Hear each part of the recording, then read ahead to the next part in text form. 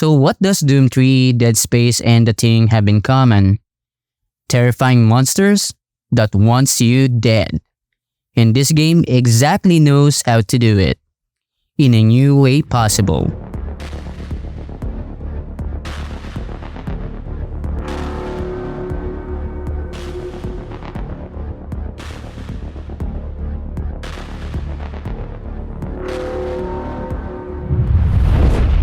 The atmosphere is okay, the monsters are not as scary as the iconic necromorphs, and the mutation is way too simple. I'll get into more details later on. But even though this game did not reach the same height in atmosphere, monster design, and mutating mechanics, what this game does well is its replayability. And how, you may ask? Then it's time to talk about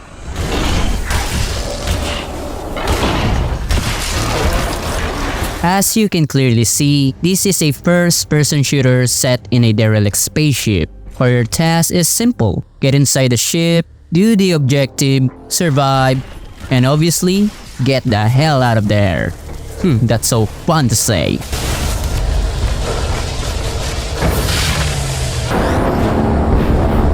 And that's the simple way to explain the gameplay loop, but there's a little bit more into it.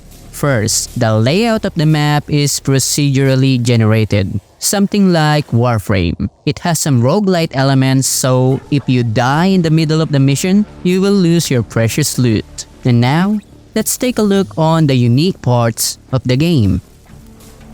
Your main weapon is your pet gun, that fortunately you can actually pet in the game. And it's not only good at relieving some stress, it's also good at attacking monsters, getting critters, small creatures that you and some of the bigger monsters could use for their special abilities.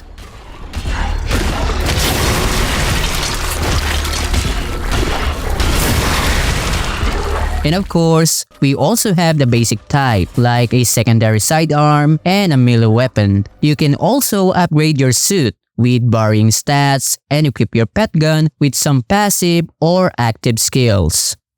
Gunplay overall feels smooth, and in my opinion, animation feels a bit weak. Maybe adding a bit of recoil can enhance the experience. Speaking of recoil, there is no accuracy difference between hip fire and aim down sights. So I find myself just using hip fire most of the time and only using the aim down sights when trying to hit weak points.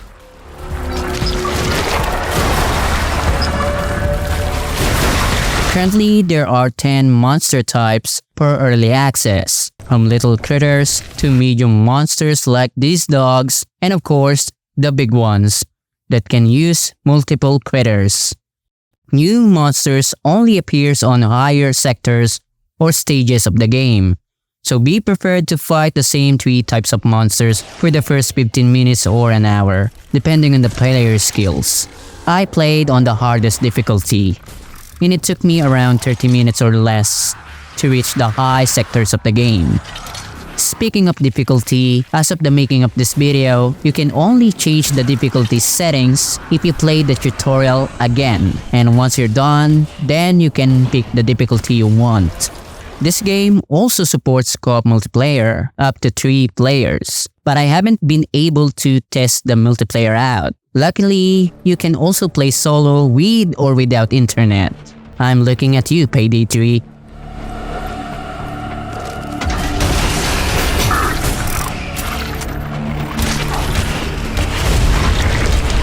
If you like Deep Rock Galactic, gtfo, Left 4 Dead, Dead Space, and other similar games with a twist of roguelite and procedural elements, this is the game that you would likely enjoy. And also, it's a great game for people who only have a few minutes or an hour to spare on a daily basis.